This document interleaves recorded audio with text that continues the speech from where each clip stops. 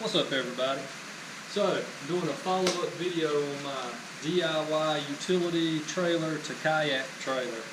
I've done another video the other day, seeing it on my channel. I've done a video the other day where I was actually getting the kayak out of the water. It's got quite a few views on it for being a day. You can take a look at that if you want to.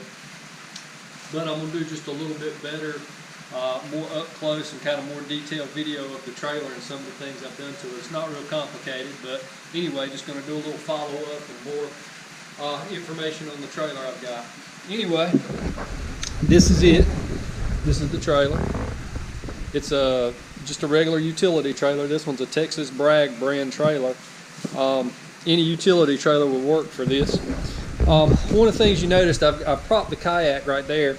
You can see the distance as if you were putting the kayak in the water or taking it out of the water. You can see the tires would be there and then all the way back the water, so you wouldn't have to get, and I don't have to get the trailer in water at all when I'm putting it in or taking it off. And like I say, you can check out that other video where I'm putting it on. You can see that I didn't have to put the trailer in at all, because you don't want your wheel bearings to get wet or anything like that on the utility trailer. Those aren't waterproof at all.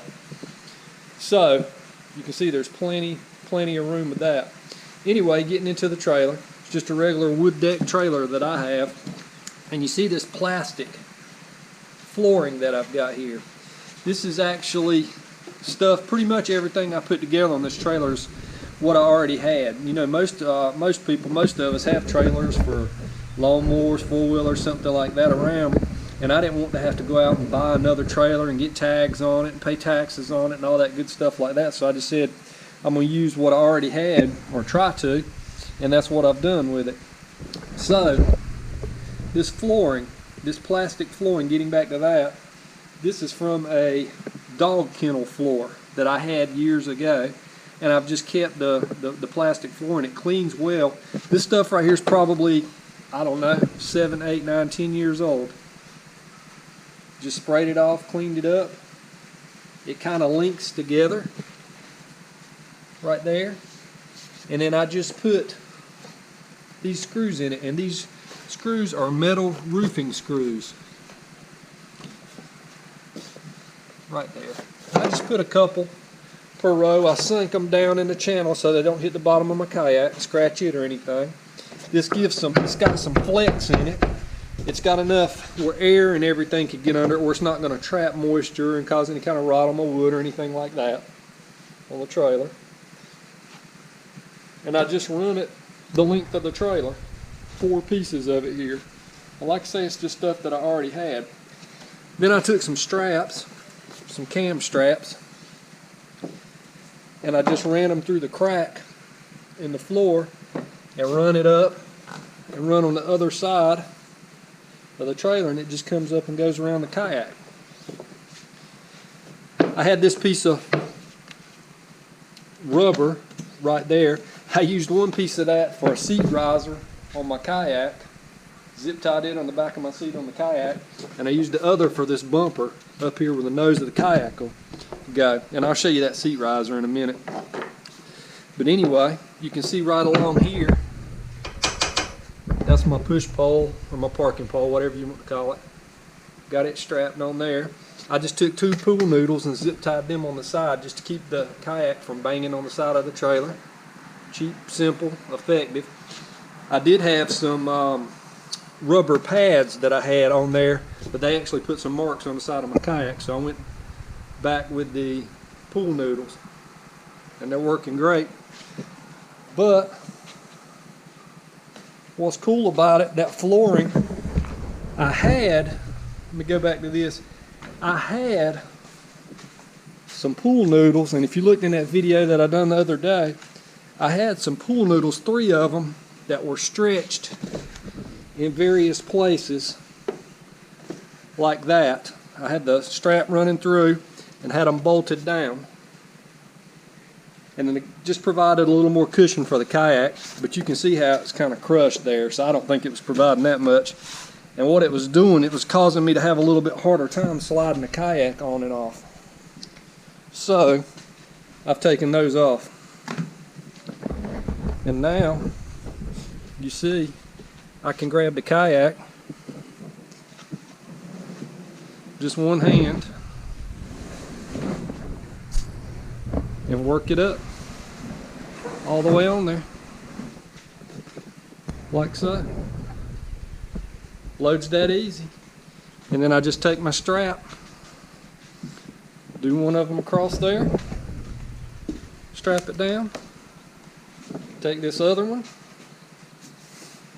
run it across here, strap it down, and then I take this is old dirt bike handlebar strap, pull it up tight, and then I just take this cam strap, run it through there, down to here, and as secure as can be going down the road. No problems or issues at all. You can see how it kind of rests. I can pull it up where it's resting up against that pool noodle.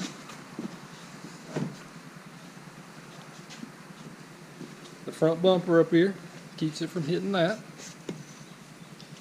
Now, the best thing about this whole setup is when you're getting on or off the water, I wanted a way to have all my stuff right here so I could put it right on the kayak instead of making trips back and forth to the truck, back and forth to the truck. So right now, these are containers that I already had. This is an old toolbox I had. Locks. In that, I keep my net, my catch board, my gel seat, my fish finder, head unit, drop cord, whatever. Keep whatever I need to in there to go straight to the kayak. And then this big crate right here. And I use these, the crate's got these straps on it, but I use these removable zip ties. And guys, if you don't have any of those, this stuff's running a close second to duct tape. These things are awesome.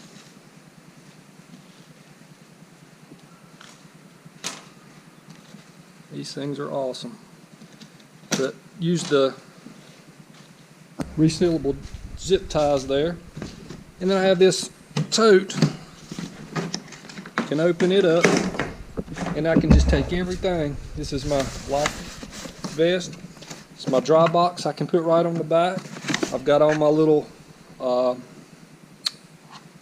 things that you can put, rod holder, pliers holder, I can't think of what all that stuff's called, but everything I need to go on the kayak goes right in here. And when I get off, I can put it all right back here. The only thing I have to put in my truck is my pedal drive. And I put the pedal drive, I just put it in the back somewhere where it's nice and secure because I don't want it beating around. I probably could make something or put it back here on the trailer, but I just put it right back in the back of the truck so it don't get beat around. Now this is one of these, you can see it's a big ant collapsible crate, but it's a real sturdy crate. Alright guys, sorry my battery went dead, I had to change batteries. Anyway, so you got this big ant crate right here, collapsible crate, very sturdy. I use it to put my kayak cart in case I have to use it. I won't always take it with me. And if it's wet, it'll drain out through the crate. Any water or anything drips off it, drain out through the crate. And I put my seat. Let me set this down right here, see if I can. And I put my seat there as well. Just put that strap over and it holds everything down. And here's that other piece, like matches that one over there. Right here I use for the seat riser on my seat. It's kind of very hard rubber piece.